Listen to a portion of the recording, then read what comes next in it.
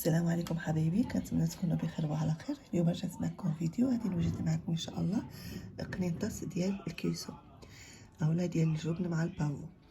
المهم كما كتشوفوا هنا عندي الجبن هذا غادي نقطعو على شكل اصابع. خليكم معايا.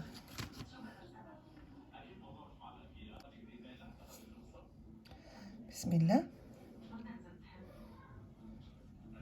خصهم يكونوا متساويين قطع الاصابع اللي غادي نقطع.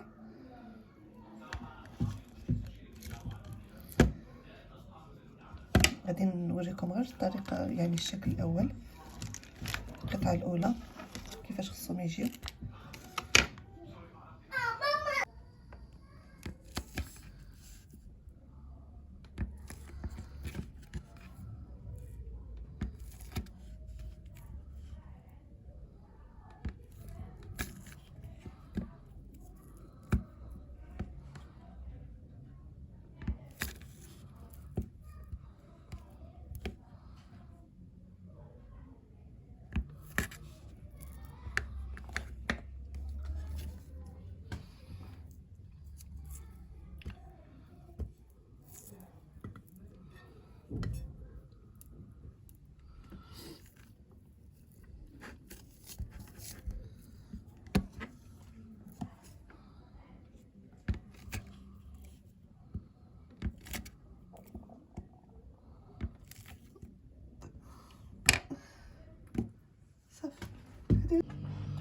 غنضيفو شويه الزعتر للجبن ديالنا، ضروري نكهوه بالزعتر باش كيعطي ديك اللذه.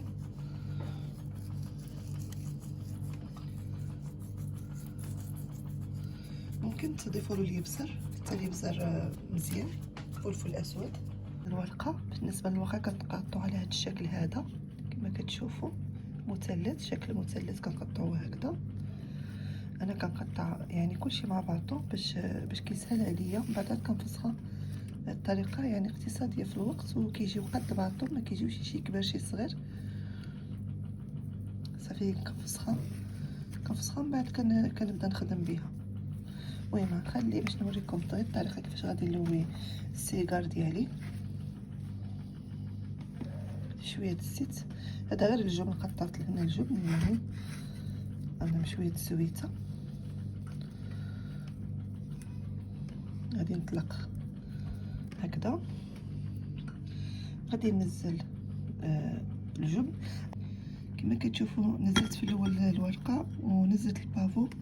غادي نلوي هذا الجبن هذا في البافو، نلوي هكذا. من بعد ننزلو ونجمع الطرفين ديال الورقه، يعني بهاد الصبعين هذا كنجمع وبهادو كنطوي بهاد الطريقه هذه. صافي كنبدا نلوي مزيان. خصني نزير يدي شويه، نزير يدي صافي. كيجيو على هاد الشكل هذا. صراحه كيجيو لذاذين بزاف، كيتقلاو في الزيت.